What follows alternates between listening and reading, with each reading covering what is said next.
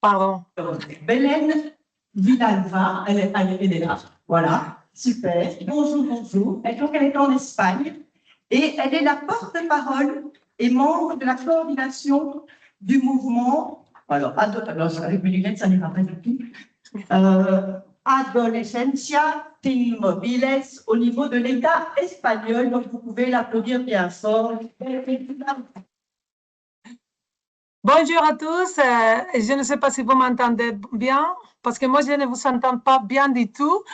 Mais alors, tenez ça en compte pour les questions et tout ça, s'il vous plaît. Mais bon, ça va? Ça va les... D'accord, très bien. Très bien. Et une autre question de logistique, peut-être je ne veux pas avoir si vous savez quelques questions ou quelque chose, parce que moi, comme je partage ma présentation, ça va. Ça bouge la présentation maintenant? D'accord. Oui, c'est joli. Alors, on y va. Merci, merci beaucoup, d'accord, pour m'avoir. Pardon? Tout est OK, on vous entend parfaitement bien. Vous pouvez continuer. D'accord. J'y vais alors. Alors, mon nom, oui, vous m'avez déjà présenté, alors on va pas parler de moi. Et merci beaucoup à Cœur d'accord pour nous avoir invités. Adolescencia Libre de Móviles, c'est le mouvement citoyen espagnol pour essayer de retarder les smartphones jusqu'à ce sens, si c'est possible. Je voudrais vous raconter dans ces minutes notre petite histoire qui a commencé avec une conversation en un quartier de Barcelone appelé Poblenou. D'accord? Il y avait quelques mères qui parlaient, elles s'étaient préoccupées par l'exposition des enfants à contenus inappropriés et aussi pour la dépendance de ces smartphones. Ils se tiennent au parc, elles ont commencé à parler, à dire l'année prochaine, nos enfants vont aller au lycée, il faudra leur donner les smartphones parce que c'est le temps, ils vont au lycée. Une des mères dit, je ne me sens pas à l'aise, je ne suis pas confortable avec ça. Une autre disait, d'accord, c'est pareil pour moi, ils sont trop jeunes, même si on les forme, on les accompagne. Les risques m'inquiètent beaucoup, d'accord? Il y a une des mères qui a dit, alors, si vous ne voulez pas leur donner le smartphone, vous non plus et vous non plus, et si on se met d'accord pour attendre, comme ça, ils ne pourront dire, je suis le seul à ne pas avoir le smartphone. Alors, ils ont compris qu'il s'agissait d'un problème de pression sociale et qu'il pourrait être résolu par une action collective. Alors, les familles ont créé un pacte social pour retarder les smartphones et protéger leurs enfants. Au bout de 2 mois, 30 000 familles s'étaient réunies déjà autour des groupes de WhatsApp et de Telegram pour échanger des ressources et même pour faire de la thérapie, d'accord? Jusqu'à la création d'un réseau au niveau de toute l'Espagne. Paradoxalement, nous nous sommes accrochés comme jamais à des chats sur notre smartphone pour les protéger, d'accord? Il faut maintenant penser un peu à la détox numérique, je crois. Hein? Mais nous ne sommes pas absolument opposés à la technologie, hein? Mais de la même façon que pour conduire, il faut apprendre, il faut faire un examen, il faut avoir certain âge. C'est pareil pour la technologie, d'accord? Certaines technologies ne sont pas conçues pour certains âges. Et cette diapositive, je ne vais pas aller sur toute la diapositive, mais justement, je voulais vous montrer, nous avons déjà 2 ans, les premières années d'évolution du mouvement citoyen. Les progrès ont été spectaculaires. En quelques mois, les gouvernements de différentes tendances politiques de toutes les régions et même les gouvernements espagnols ont pris des mesures, soit en régulant l'utilisation de ces smartphones dans les établissements scolaires ou au niveau de l'État, avec le lancement d'un groupe de 50 experts et aussi un projet de loi pour protéger l'enfance dans les domaines numériques. D'accord? Et après, nous sommes nés en septembre 2023. Et je crois que c'était en février de 2024. Tout a explosé parce qu'il s'est créé dans le Royaume-Uni Smartphone Free Childhood. Et après, il a eu une grande diffusion dans beaucoup de pays. Et nous sommes maintenant en contact beaucoup de pays pour faire la même chose, d'accord? Mais il faut déjà dire que avant notre mouvement, il existait déjà des initiatives similaires dans d'autres pays et même dans l'Espagne, dans les Pays Basques, les familles étaient déjà en train de faire ce sort de pacte familial depuis 2018. Mais cela n'avait jamais été aussi un mouvement si viral que le mouvement de Poblenou à Barcelone. D'accord?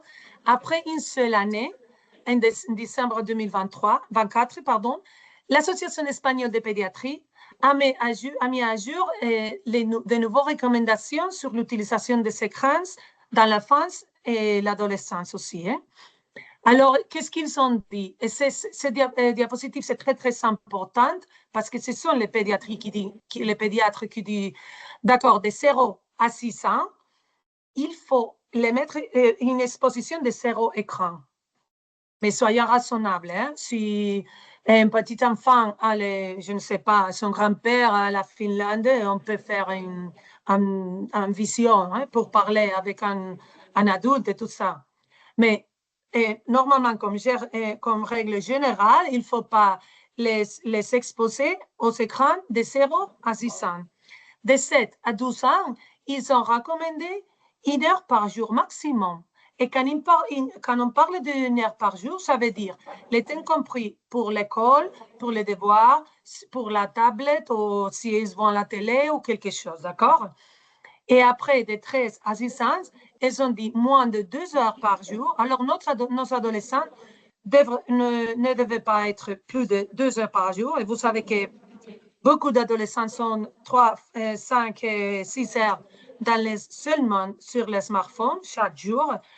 Et après, ils ont dit aussi, ils ont recommandé de retarder l'âge du premier smartphone avec connexion Internet, smartphone, pas en portable, d'accord, jusqu'à 16 ans.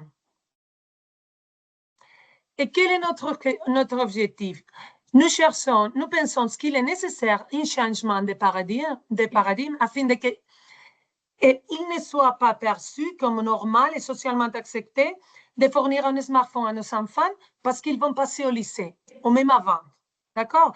Et lorsque certaines familles décident d'attendre ensemble les discours de je suis le seul à ne pas avoir les smartphones, ça s'est complètement annulé. Pourquoi parlons-nous de les smartphones? D'accord, les smartphones et Internet dans la paume de votre main à tout moment, 24 heures sur 24 et dans toutes les places que vous pourrez être. D'accord? Les applications de les smartphones sont intrinsèquement développées pour être addictives. Ils s'exposent aux enfants à des contenus inappropriés et même dangereux. Internet est une porte d'entrée vers la pornographie très violente et autres contenus qui peuvent être traumatisants pour nos enfants, aussi l'harcèlement, les grooming, les sexting, le jeu d'argent, etc. D'accord? La capacité d'attention, et même comme adultes, nous voyons que notre capacité d'attention est réduite. Et pour moi, un des effets les plus importants, c'est l'écoute d'opportunité. Il s'agit de tout le temps qu'ils perdent devant l'écran et qui les empêche de faire autre activités qui sont bonnes pour leur développement. D'accord? Comme jouer, explorer, avoir des relations face à face. Et comme si cela ne suffisait pas, nous nous disons beaucoup de fois que nous lui donnons les smartphones pour sa sécurité. D'accord? Et nous sommes une vie entière à les apprendre beaucoup de choses, comme par exemple traverser la rue, pour qu'ils fassent ça. Nous disons, je lui donne un smartphone pour sa sécurité, mais à la fin, ici, vous savez, les témoins de Père Navarro, le directeur général de la circulation routière en Espagne, qui dit que les accidents impliquant les piétons sont les plus mortels dans les villes. Et il parle que depuis 2015, les distractions sont la première cause de mortalité. Et ça s'appelle les smartphones. Ce n'est pas seulement les enfants, c'est tous. D'accord? Mais il faut appeler les choses par leur nom. Quand on parle d'un téléphone, on peut avoir un téléphone, le portable, de toutes ces portables que nous, les parents et les mères qui sont là, nous sommes comme la première fois qu'on a un téléphone portable, c'était une chose comme ça, comme ce téléphone, que ça sert à appeler et aussi à envoyer les messages, d'accord? Mais vers ce téléphone portable, vers un super ordinateur de poche, celui qui ne vous... Vos enfants ne vont pas vous appeler depuis les superordinateurs de poche, d'accord? Depuis les smartphones, les enfants n'utilisent pas les smartphones pour appeler, d'accord? Ça, c'est pas un téléphone, ça, c'est une autre chose. Alors, nous parlons des smartphones et pas des téléphones portables, d'accord? Parce que nous pensons que la solution à tout notre problème la solution, c'est le téléphone portable, d'accord? Quelle est la situation des familles? D'accord? Dans le contexte actuel, la responsabilité de contrôler les heures d'utilisation des types de contenus qu'ils vont recevoir dans ces portables et des applications hautement addictives, c'est complètement sur les familles, d'accord? Et il faut dire que certaines familles n'ont pas les ressources pour faire l'éducation et l'utilisation responsable et pour faire un contrôle parental efficace. Alors, nous sommes dans une situation que c'est impossible parce que nous les permettons d'avoir un accès à quelque chose que nous avons, que ce n'est pas bon pour eux, ou nous risquons à les aliéner parmi leurs pairs. D'accord?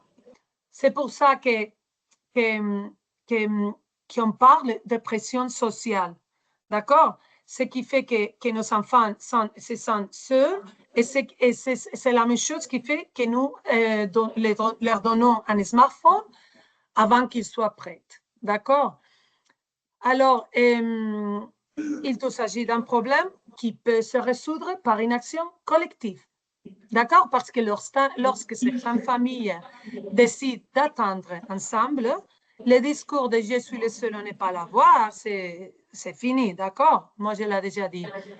Je vais continuer, mais ici, vous savez une chose intéressante, que c'est une enquête de 23 000 familles qu'on a fait en 2023 et les familles ne voulaient pas les donner à les smartphones, mais à la fin, 80% l'avaient déjà donné, d'accord? Et précisément pour cette pression sociale de qu'on parle, d'accord? En conclusion, qu'est-ce qu'on parle quand on parle du mal nommé bon usage? Parce que même les adultes, nous ne sommes pas capables de faire un bon usage. Alors, c'est pour ça que nous préférons parler d'un usage conscient. D'accord? Qu'est-ce qu'il faut pour qu'il fasse au moins un usage conscient? Il faut formation de l'enfant et des parents, il faut installer un contrôle parental, il faut les accompagner, il faut avoir un contrat, il faut voir qu'est-ce qu'ils font, il faut limiter le temps. Et aussi, après de tout ça, moi j'ai toujours dit qu'il faut aussi croiser les doigts parce que ça ne garantit pas, tout ça ne garantit pas qu'ils ne vont pas tomber sur quelque chose qu'ils doivent pas. D'accord? Alors, on doit réfléchir parce que peut-être les smartphones n'étaient pas pour les enfants. Nous considérons, à ce moment-là, nous sommes en train de considérer comme normal et sain, et même bon pour eux, quelque chose qui n'est pas du tout bon à certains âges. D'accord? Et je termine ici ma présentation en vous transmettant les messages de que nous ne sommes pas seuls. Il y a des mouvements similaires dans tout le monde, dans dizaines de pays que nous sommes tous coordonnés, d'accord? Et je vous recommande vivement, si vous n'avez pas encore remis les smartphones à vos enfants, de parler beaucoup, de dire tout le monde et de parler de ce problème avec tout le monde et de vous associer à d'autres familles pour réduire cette pression sociale et atteindre ensemble. D'accord? Merci beaucoup.